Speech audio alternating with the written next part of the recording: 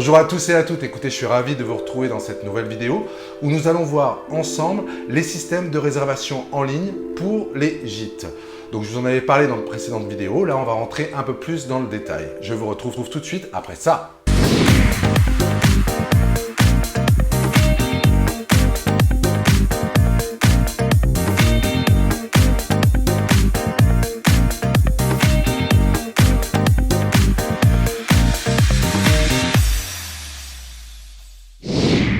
Alors je me présente, je m'appelle Jérôme, je suis un des cofondateurs des Bubble Dome Village sur l'île de la Réunion. Je dirige une agence spécialisée dans le web marketing et dans le développement commercial pour les gîtes et les locations saisonnières. Alors aujourd'hui, je vais vous présenter un fournisseur de système de réservation en ligne. Après, il y en a plein sur Internet, donc vous pourrez faire votre choix. Je tiens à préciser que cette vidéo n'est pas du tout sponsorisée. En tous les cas, moi, je vais vous faire la démo sur le système de réservation que j'ai choisi pour mon gîte. Alors, les points importants à savoir, avant toute chose, lorsque vous allez faire le choix de votre prestataire, c'est de bien regarder les tarifs et surtout les taux de commission appliqués pour chaque réservation. Donc normalement, si vous faites le bon choix, il ne devrait pas y avoir de taux de commission appliqué. Vous payez simplement un abonnement mensuel. Par contre, lorsque vous servez du mode de paiement en ligne sans TPE, là dans ces cas-là, il y a une commission généralement qui est de 50 centimes par transaction et d'1,5% du montant que vous allez encaisser. Donc ça, de toute façon, ça vous revient beaucoup moins cher que d'utiliser un TPE. Voilà, on y est. Donc là, vous vous trouvez sur la page d'accueil. Donc la page d'accueil, elle vous permet de voir donc les arrivées et les départs que vous avez dans la journée, de voir les encaissements que vous avez eus dans le mois, donc les encaissements concernant les réservations. Donc il s'agit généralement du montant des arts. Les commandes, donc les commandes là, c'est si vous avez créé par exemple des bons cadeaux. Donc tous ces bons cadeaux vont être représentés ici dans la partie commande. Et les paiements, c'est quand vous avez envoyé des liens de paiement pour une réservation. Donc, alors c'est pas forcément pour les arts, mais par exemple si vous prenez une réservation par téléphone, vous avez la possibilité de demander le paiement total. Ensuite, le mois en cours, vous avez le chiffre d'affaires. Le chiffre d'affaires des commandes, le nombre de réservations, nombre de commandes, nombre de paiements, nombre de cautions. Donc vous avez aussi un tableau récapitulatif donc, de vos réservations sur l'année, donc janvier, février, mars. Les réservations prises par le moteur de réservation, le taux d'annulation. Ensuite, vous avez les dernières réservations, l'inventaire, le chiffre d'affaires. Donc là, on commence un mois, donc il est à 0. Le nombre de locations que vous avez en ligne et ainsi que le montant des dernières factures. Donc après avoir été sur cette première page, on va aller sur la page donc établissement. Donc la page établissement, c'est là où vous rentrez toutes vos photos, les descriptions, ainsi que toutes les informations concernant votre établissement, les heures d'arrivée, les heures de départ, les canaux de distribution. Donc là, par exemple, en canaux de distribution, on voit que nous avons KE Booking par téléphone et par le formulaire de contact. Donc ensuite, nous allons aller dans la page disponibilité et réservation. Donc ça, c'est vraiment votre tableau de bord quand vous vous connectez. Donc ça vous permet d'avoir ici toutes vos locations et ensuite de voir celles qui sont prises, celles qui ne sont pas prises. Donc si vous cliquez là, voilà. Donc par exemple, tout ce qui est en noir, c'est les réservations qui sont venues directement du site internet. Donc quand vous cliquez dessus, vous allez retrouver en un clic donc toutes les informations concernant le client, le numéro de téléphone, son adresse email, son adresse, le message que le client a pu vous laisser. Ensuite, vous retrouvez donc sa commande. Donc là, par exemple, pour le dôme original, c'est une location de nuit pour 3 personnes. Donc, il y a le supplément enfant sur 2 nuits. Ensuite, vous retrouvez donc la totalité. Le montant des arts. Donc là, dans ces cas-là, le client a payé 165 € d'art. Le montant du solde à l'encaissement. Donc, ça permet quand la personne arrive et quand vous établissez le contrat, de voir ce que le client a déjà réglé. Donc, vous voyez, c'est il y a un point vert. Et ce qui reste encore à payer, c'est 495 €. Donc après, vous voyez qu'il y a différentes couleurs. Donc là, le noir, ça vient du site internet. Dans ce cas-là, ici, en orange, vous avez une réservation prise par téléphone. Donc par téléphone, généralement, soit vous envoyez un lien de paiement pour demander le règlement de la totalité, soit dans ces cas-là, il s'agit d'un bon cadeau. Donc dans la partie commentaires, nous avons entré le numéro du bon cadeau et ce qui contient donc avec 2 petits déjeuners. Donc après, concernant vos canaux de distribution, vous pouvez utiliser différents codes couleurs. Donc là, pour ma part, le noir, c'est tout ce qui vient du site internet. Le orange va être tout ce qui est réservation par téléphone. Vous avez tout ce qui est en violet ici, toutes les réservations qui proviennent du calendrier synchronisé avec Airbnb. Ensuite, vous avez le Channel Manager en bleu. Donc ce Channel Manager, à l'heure actuelle, est synchronisé avec Expedia et Booking.com. Donc après, comment définir vos tarifs inventaire et promotion? Donc vous arrivez sur cette petite page. Donc là, vous avez toutes vos locations. Donc nous allons cliquer sur la modification.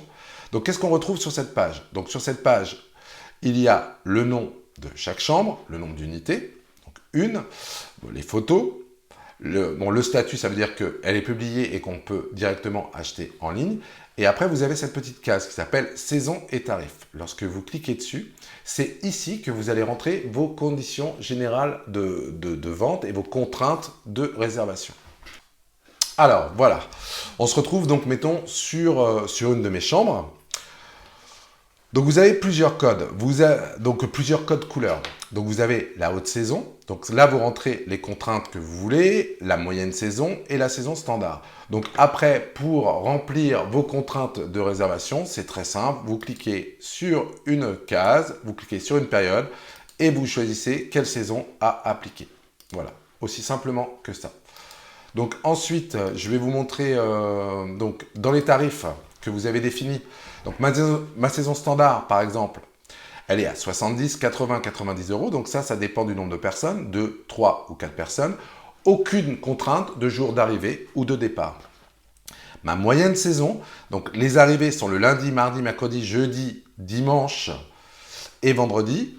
Donc là, sur la moyenne saison, vous voyez que, toujours pareil, une nuit, un forfait, donc c'est le forfait une nuit, mais il y a une contrainte particulière, c'est-à-dire que le week-end, c'est 2 nuits minimum. Donc pour les arrivées qui se font le vendredi, le client sera obligatoirement obligé de prendre 2 nuits.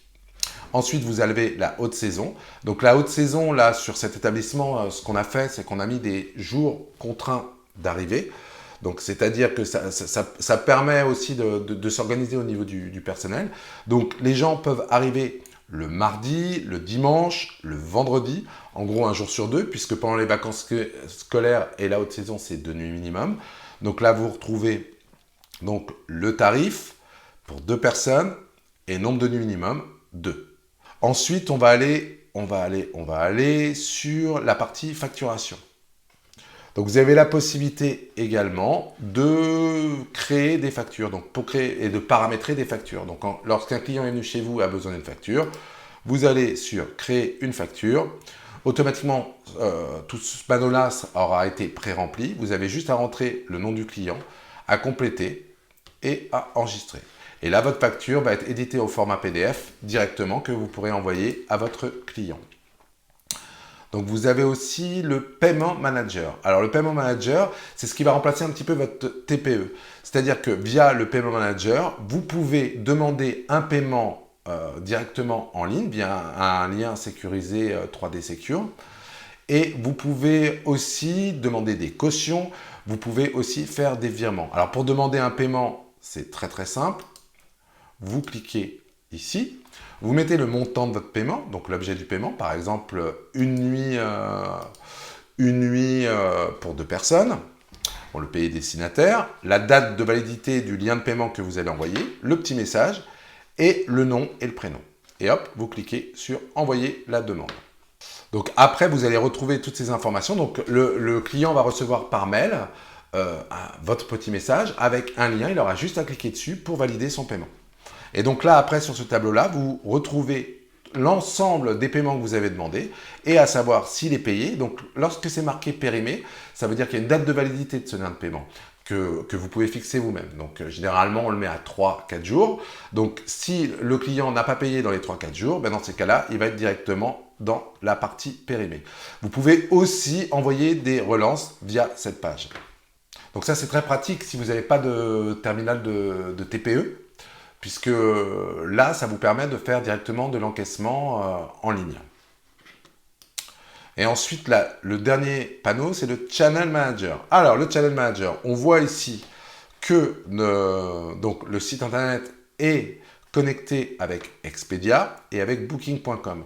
Donc, à partir de cette page, vous pouvez définir, donc pareil, vos contraintes. Donc voilà, si je vais dans la partie restriction, vous voyez qu'en rouge, donc c'est le week-end, c'est date, durée minimum de séjour.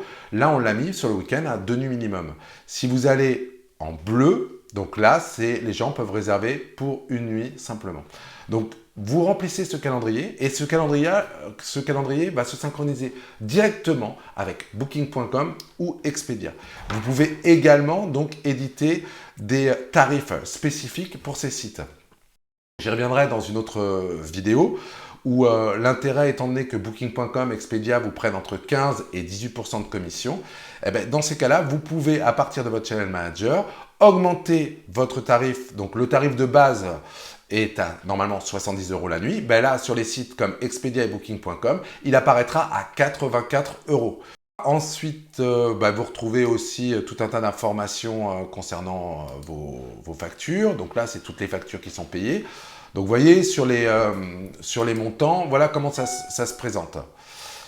Alors, par exemple, on va prendre une facture en exemple. Donc, vous payez un abonnement mensuel. Donc, vous payez un abonnement mensuel. Donc là, par exemple, l'abonnement pour 5 chambres, c'est 45 € hors taxe par mois. Réservation et commande. Donc, frais de réservation sur commande, 44,90 €. Donc là, il s'agit simplement des frais qui ont été appliqués puisque le système a encaissé pour vous. Donc, il s'agit des 50 centimes plus 1,1%. Et frais de paiement sur les cautions, là, pareil, c'est le pourcentage. Donc, vous voyez qu'au final, vous vous retrouvez quand même avec une facture de 121 €, 45 € d'abonnement, et le reste, ça fait partie des commissions. Donc, les sommes sont reversées le 15 du mois et à la fin du mois, et à la mi-période. Et là, vous retrouvez les détails de réservation. Donc là, sur une réservation, par exemple, de 210 €, le système a encaissé pour vous 52 € d'art. Donc, les frais s'appliquent, c'est 2% plus 50 centimes. Donc, sur cette réservation, vous avez eu 1,55 € de frais, mais il ne s'agit pas de frais sur votre réservation, c'est les frais bancaires sur l'encaissement qui a été fait pour vous. Dans inventaire, tarifs et promotions aussi, vous pouvez créer des cartes cadeaux. Alors, des cartes cadeaux, là par exemple, moi j'en ai créé une pour le Bubble Dome Village. Donc vous pouvez les modifier. Donc, lorsque vous créez une carte cadeau, il suffit simplement de télécharger un visuel, de mettre le montant, et après de créer votre grille tarifaire. Là, on arrive sur cette page, donc c'est là où vous allez rentrer les montants de votre carte cadeau. Donc, par exemple, une nuit pour 2 personnes, 70 €, 2 nuits pour 2 personnes, 140 €, une nuit pour 3 personnes, 80 €. Vous avez aussi le petit texte que vous pouvez rajouter. Donc, qu'est-ce que ça va donner concrètement? Donc, concrètement, lorsque vous allez aller sur votre site, dans la rubrique « Bon cadeau », acheter un bon cadeau. Donc, le client va arriver directement sur cette interface. Donc là, vous aurez mis une photo de présentation, le mode d'emploi du bon cadeau. Le client clique sur « Commander ». Et là, vous allez retrouver toutes les options que vous aviez ici. Vous les retrouvez directement sur votre interface de vente. Donc, le client a juste à sélectionner, mettons, une nuit pour 2 personnes, commander. Il rentre ses coordonnées. Il effectue directement le paiement en ligne et il va recevoir automatiquement le bon cadeau au format PDF à imprimer et à offrir. Donc, vous n'avez pas à intervenir dans ce processus. Donc, chaque bon cadeau est numéroté. Ça vous permet que quand la personne va vous téléphoner pour réserver avec ce bon cadeau, de retrouver en un clic à quoi ça correspond, le montant et le nombre de personnes et le nombre de jours. Ensuite, vous pouvez faire aussi des codes promo. Alors, je vous en avais parlé aussi sur l'autre vidéo. Donc, les codes promo, c'est quoi? Ça vous permet de définir sur l'ensemble de votre établissement ou sur quelques-unes de vos chambres une réduction sur une période donnée. Donc là, vous pouvez rentrer la période, donc la date d'arrivée, la date de départ, la date de réservation. Donc le rabais proposé, donc ça peut être en pourcentage, ça peut être en euros, donc là c'est moins 10%. Vous créez votre code qui va être utilisé sur le site, enregistré. Donc là je ne vais pas le faire pour ne pas modifier celui-ci. Et donc vous avez une promotion VIP, donc avec le code VIP 02 qui va vous permettre d'appliquer cette réduction directement lorsque le client va réserver en ligne. Le client choisit son dôme. Donc là, il va rentrer toutes ses coordonnées et après, au moment du paiement, il aura la possibilité de rentrer un code. On va lui demander s'il a un code promo. S'il rentre ce code promo, il aura la réduction de 10% automatiquement. Donc tous les systèmes de réservation en ligne fonctionnent à peu près tous de la même façon.